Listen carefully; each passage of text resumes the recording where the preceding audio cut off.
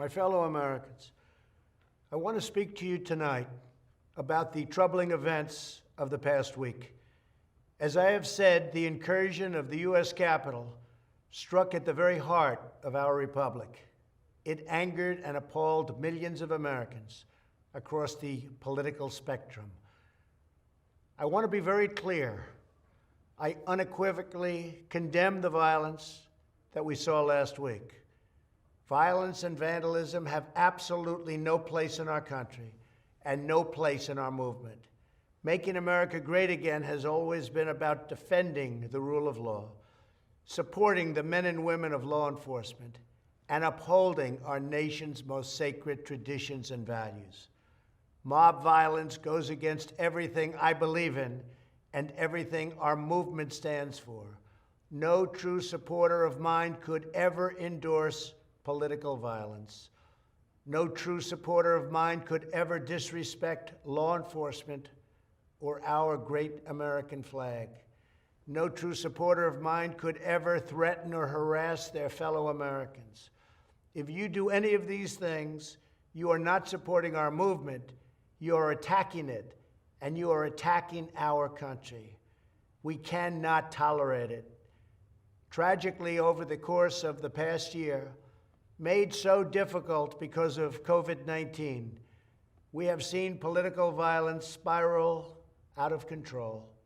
We have seen too many riots, too many mobs, too many acts of intimidation and destruction.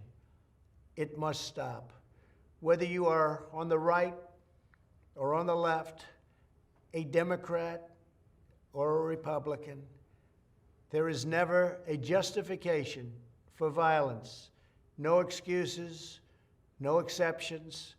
America is a nation of laws. Those who engaged in the attacks last week will be brought to justice. Now I am asking everyone who has ever believed in our agenda to be thinking of ways to ease tensions, calm tempers, and help to promote peace in our country. There has been reporting that additional demonstrations are being planned in the coming days, both here in Washington and across the country. I have been briefed by the U.S. Secret Service on the potential threats. Every American deserves to have their voice heard in a respectful and peaceful way. That is your First Amendment right. But I cannot emphasize that there must be no violence, no law-breaking, and no vandalism of any kind. Everyone must follow our laws and obey the instructions of law enforcement. I have directed federal agencies to use all necessary resources to maintain order. In Washington, D.C., we are bringing in thousands of National Guard members to secure the city and ensure that a transition can occur safely and without incident. Like all of you, I was shocked and deeply saddened by the calamity at the Capitol last week. I want to thank the hundreds of millions of incredible American citizens who have responded to this moment with calm, moderation, and grace. We will get through this challenge just like we always do. I also want to say a few words about the unprecedented assault on free speech we have seen in recent days. These are tense and difficult times. The efforts to censor, cancel, and blacklist our fellow citizens are wrong, and they are dangerous.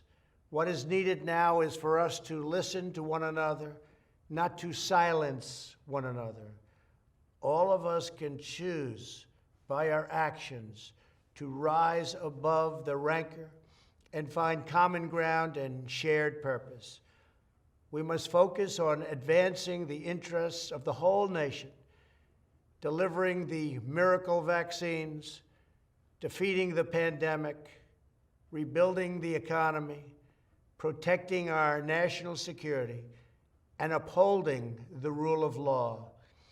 Today, I am calling on all Americans to overcome the passions of the moment and join together as one American people. let us choose to move forward united for the good of our families, our communities, and our country. Thank you, God bless you, and God bless America.